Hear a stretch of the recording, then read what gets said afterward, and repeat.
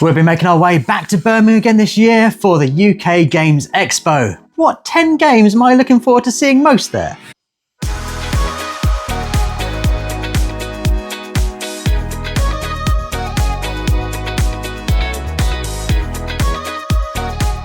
Welcome to BoxedMeeples, I'm Libby, this is Julian, and yes, we are back for another video about UK Games Expo. I have already done my top 10 games of the show that I'm looking forward to checking out.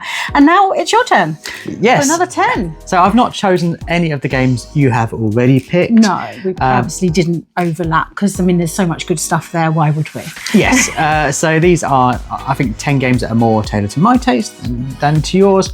And hopefully I'll get a chance to play some of these because for a lot of the expo this year, I'll be working at the Radier Games stand demoing some of my favourite games, Final Girl, Detective City of Angels and Hostage Negotiator, and any unannounced titles that might be floating around there as well. Yes. So in my free time, I'm hoping to get a chance to see these games, and also we'll be at the press event, so hopefully be able to cover some ground there. Yes, and I have nabbed you for a Sunday morning to help me on the Pavers and Games stand. So you'll be talking to people about Distilled and Luthier as well. So our time is pretty limited to check all this stuff out, but we're going to do our best. So in my free time, these are the 10 games that I'm looking forward to most.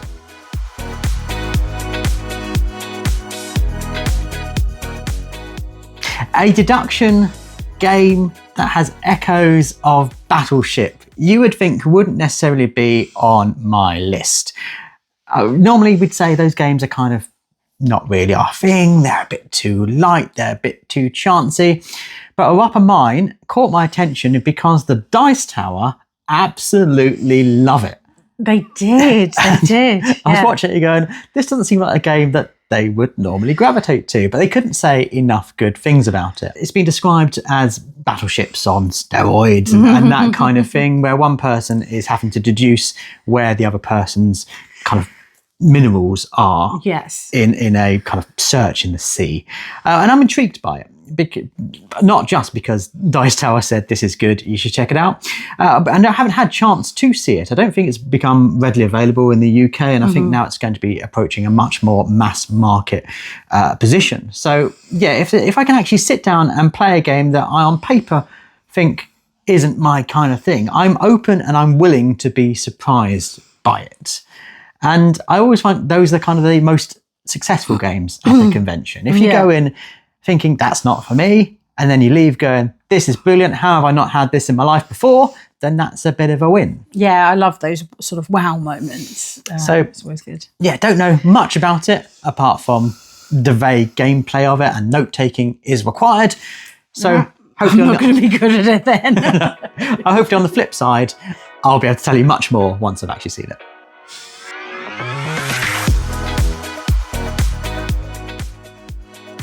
Now, a game I do know an awful lot about is Tomb Raider Crypt of Chronos. Yes, you've done a couple of videos already about that. I got to meet the team at Iconiq Studios at Essen for the first time, and they were talking me through this game. Now, obviously, if you watch any of the other videos I've made, you know that I'm a big Tomb Raider fan. I used to do video game journalism prior to doing this in my spare time. So Tomb Raider was a game I've written about quite a lot. I know the history, and I've had a chance to talk to the game developers as well. So having a board game based on a video game series that I absolutely love, and it be a good one, is very exciting for me. Yeah, I mean, it seems that they are keeping loyal to kind of the sort of Laras of the past in a way that sometimes doesn't always happen. Yeah, she hasn't had the best board game so far, so this looks like a winner. It's a solo based game. You can play it cooperatively, but you're kind of mutually making those decisions. And I do like solo gaming, so that's great. I think at the point of Games Expo, it would have been released on crowdfunding, so a lot more will be known about it then.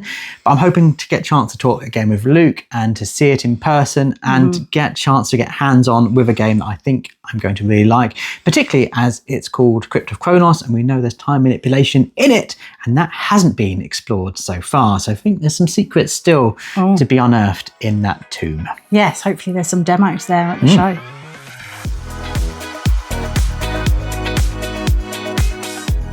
Out of the blue became Star Wars Battle of Hoth. Now, I hadn't heard anything about this. If I had, it would have been on my most anticipated games coming out in 2025 list.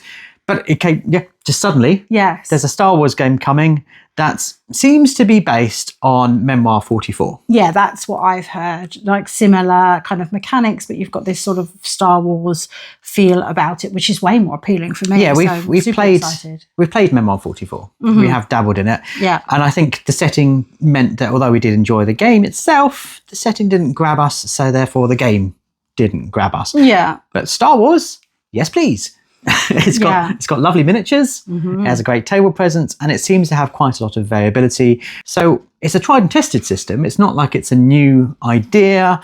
So this theoretically is going to work and has a theme that's instantly appealing. Yeah, Battle on Mandalore, Battle Well, that's the thing. on Endor. It does seem to many be the battles? start of a franchise. It does seem to be a start of a new series that they could do. And yeah, there's so many battles. I'm sure it will rely on the popularity of this one as to whether there are others, but it does intrigue me as to, you know, the amount that you could bring to that game. Obviously, Memoir 44 has got a lot of expansions, and there are a lot of worlds to discover in the Star Wars universe. Just putting that out there. Battle on Endor. If I don't get to play as Ewoks at some point in the run of this series, they've missed a trick. Yeah, yeah.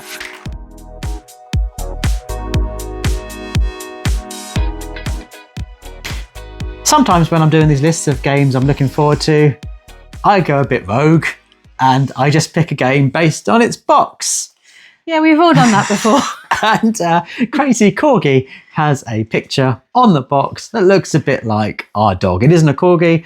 Our dog is a German Spitz, but they look quite similar. Yeah. They're orange and white, and he's also crazy. And both hilarious, yeah. So I don't know much about this game. I know it's based on originally an Asian game. Can't tell you any more than that, apart from it's got a dog on a box. And that's reason enough for me to find the location of this stand and see it and play it and hopefully go, whoa, I thought that'd be rough. But it's not. It's great. Yay for dog games that look a bit like our dog. I mean, I think you did exactly the same on your Essen list. Yeah. There was some silly dog games on that one too. And yeah, they're just going to keep on coming. I was going to check those out because dogs in games. Tick.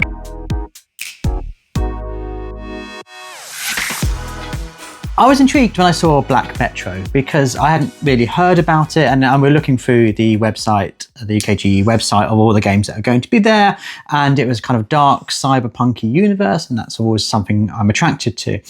And as I looked at it, the board itself is in this kind of isometric cityscape, and it reminded me of an old Amiga game, and it's on PC and every format, called Syndicate, and this is in the 90s. And in that, you are moving workers around a cyberpunk universe world to control certain areas, to complete missions. And as I was reading the description, I thought, well, this is ticking a lot of those same things. So I messaged the designer and said, is this based on Syndicate? And he said, no, he hadn't played that game, but lots of people had said exactly the same thing to him after playing. So potentially, this is going to be a board game version of a video game that I used to really like as a child. And just reading through a bit more and learning more about it, I'm kind of excited by the idea of not quite a point salad, but a different ways you can score when you're playing. You can focus on different objectives as you're doing it. Sometimes you just want to focus on missions, while other people will be doing area control style things. He describes it as a sandbox game. And you're going to have comparable scores, and that kind of intrigues me. Just getting to do fun things in a interesting setting is appealing. The artwork, character artwork for it reminds me of the Shadowrun games. So yeah, it seems to be ticking a lot of kind of nostalgia boxes. And as I've said before, sometimes not knowing much about a game and just embracing it when you're there is often a great way of finding your new favourite games. So yeah, Excellent.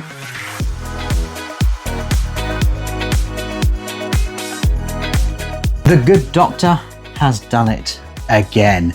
Rebirth was many people's favourite game of 2024, and I first learnt about it because of the chairman of the board. He absolutely loved it when I watched his video on this. So Reiner Knizia game, he's got a fantastic heritage of creating these kind of games, and this is a kind of territory control, route builder. And intriguingly, set one side of the board, Scotland. Flip side of the board, Ireland. They're both in the UK. Yay for a UK-based game. Overall, people have been just singing the praises. Yeah, I've only heard good things. And it looks incredible on the table. And sometimes just feeding into other people's excitement for a game is enough to make me want to play it. I like to follow the herd. So yeah, I'll be making a beeline towards Rebirth and getting some hands-on time with it, hopefully. Yes.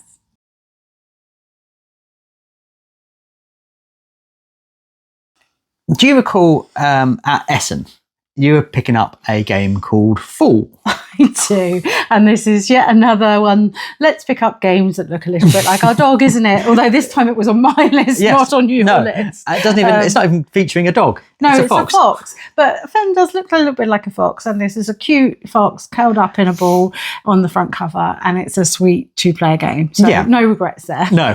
While we're at the booth and you're talking to the developers, out of the corner of my eye, I saw this range called One Card Dungeon. And I clocked it and I was like, oh, that looks cool, but never really looked any further about it. And then when I was looking through the BGG lists of games that are going to be at the expo, what was there? One Card Dungeon. So I was like, oh yeah, I remember that. Let's find out a little bit more about it. And as I researched it, I was reminded of Gloomhaven Buttons and Bugs, because like that game, this is kind of a dungeon crawler that, as the name suggests, takes place on one card. I mean, that's pretty tiny dungeon. And it's got a certain amount of dice manipulation, with the dice representing both enemies in the dungeon and also your attributes, which you can then use to multiply with base character stats and move around in this dungeon. And I thoroughly enjoyed playing Gloomhaven Buttons and Bugs on the train. So being able to have a similar experience in an even smaller kind of table real estate is very appealing to me. Yeah. And this series has been around for a while now, so it's not exactly a new game, but it is one that's become now more established. So there's more cards for more dungeons and more settings. Different dungeons or different styles? Like, is there one card pirate? Or? Well, I don't know about pirates, but there's certainly different themes that are explored. So kind of like many one card dungeons, really. And yeah, so hopefully I'm going to get a chance to get hands on with that and see basically how quickly it can play, if it works really well. Obviously, I think it is a solo game. I need to check that. And then, could this be my new train game? Yeah.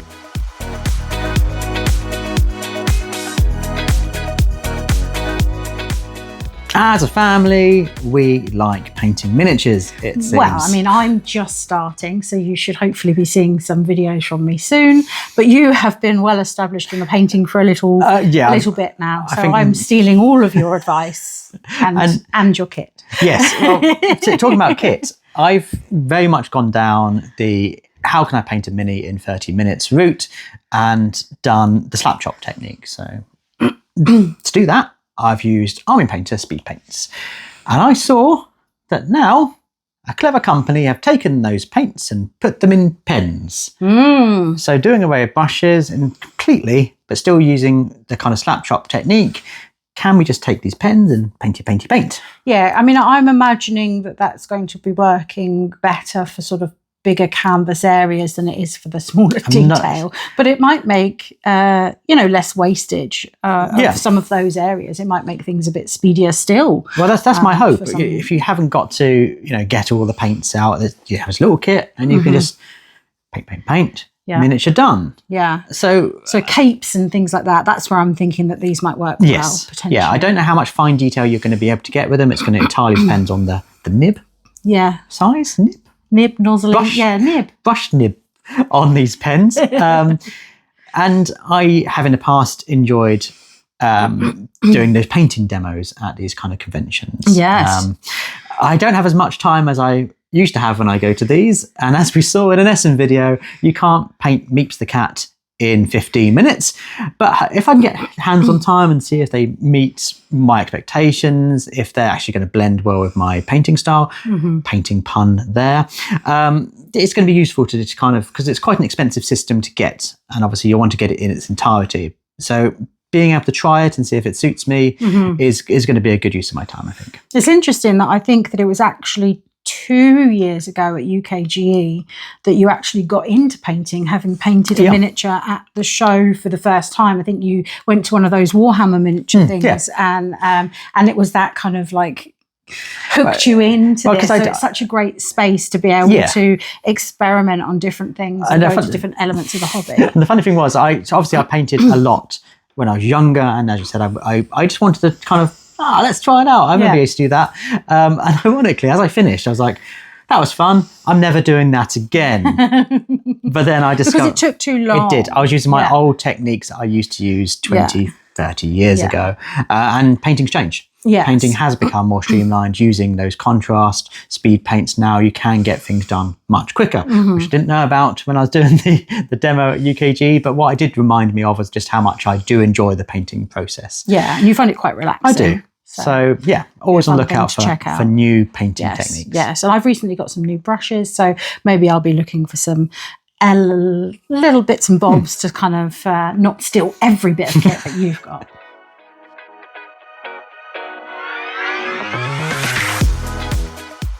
We have Lynn and Mike from Gun Tower Games to thank for this.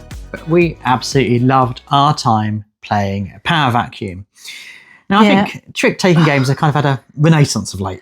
They have indeed. And this one was a great one. I think when we played it with Mike and Lynn, absolutely gutted that we'd missed the Kickstarter. So when we saw this coming up on the lists for UKGE, I mean, I was beyond excited. We were going to have a chance to see it again and maybe get hold of a copy. Now, there's so many kind of trick-takers floating around, but I do like the one that doesn't matter if you win or lose or come in the middle somewhere. There's benefits to doing certain things. Yeah, you're going to want to do different things at different times in the game in order to influence. And now what's great in this one, in this kind of slightly weird Soviet communist power struggle between obscure everyday household items like vacuum cleaners and toasters, is that you've got your own kind of hidden agenda. And so you're going to want to manipulate the system while also trying to promote yourself. And I love that weird mechanic of it all, where you're also bleeding into almost deduction, trying to work out why someone is doing a certain thing. Is it just to advance who they're playing as, or is it to meet their own agenda? And it's done so elegantly and quickly in this game that you do have genuinely that power struggle going on as you're trying to promote or remove the power from certain people to achieve your goals. Yeah, and the regions that are there that they're sat in. And what I also like is that in the deluxe version, at least, as you win, you get to build up a tower of yourself. You do. Which is a reason definitely to want to get that deluxe version, because who doesn't want to make a robot tower from leftover weird bits of robot parts?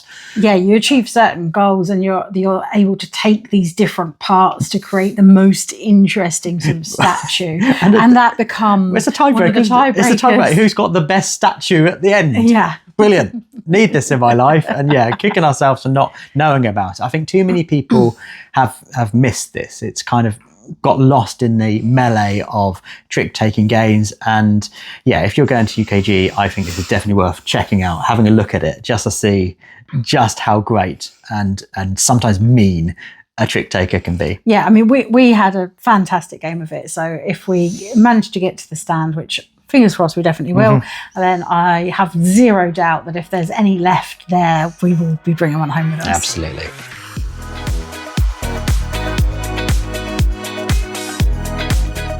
Finally, from my list of not in any specific order whatsoever games I'm looking forward to at UKGE is Perch. Now, you might recall you showed me this picture of a game where there's a tower of birds. Yeah, the bird figures look fantastic, and it seems like you can stack them really high. A lot of height. So this is kind of a area control game where you're placing not just your birds, but your opponent's birds as well. And each of the areas you're placing these buzzards on has a different score and condition. So it's not always who has the most birds in a tower at that location. Sometimes that's actually really bad and you don't want to have the most, because that will get you the minimum points. So as you're drawing the birds, you've got to work out, how do I force sometimes my opponent to lose points while I'm gaining it myself, because I have to place these birds somewhere. And yeah, they're just the components. Having the birds physically stacking up makes it so much fun on the table.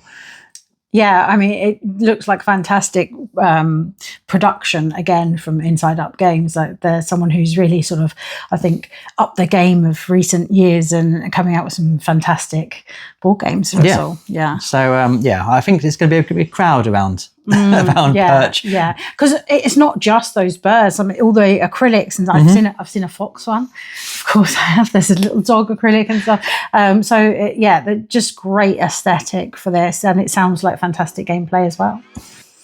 So that has been my 10 games I'm most looking forward to at UKGE. Thoroughly well researched and not just based on boxes, covers whatsoever. We did check out both the UKGE listing and also the BGG listing to try and work out both of our lists. So feel free to check those out if you are interested in what might catch your eye. Yeah, hopefully links in the description down below to those if you remember to do it. And yes, check out Libby's video as well for 10 other games that you're excited about. No, obviously the better list. Probably so. And are you going to Games Expo this year? Do let us know what games you're looking forward to, and have we introduced you to any that you did not know about?